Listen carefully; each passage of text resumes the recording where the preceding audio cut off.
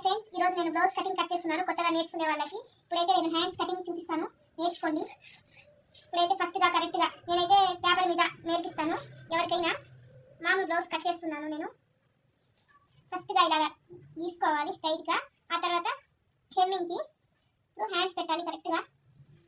కచ్కి ఇక్కడ కూడా కరెక్ట్ ఖర్చు, ఇక్కడ సైడ్ కూడా కరెక్ట్ ఖర్చు, ఇక్కడ ఇలాగ గీసుకోవాలి.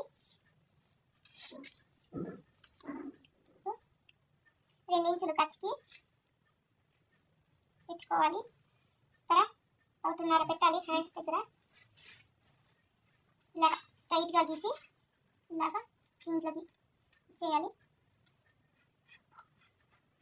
అంతే, ఇంకా కరెక్ట్గా కట్ చేసేసుకోవాలి.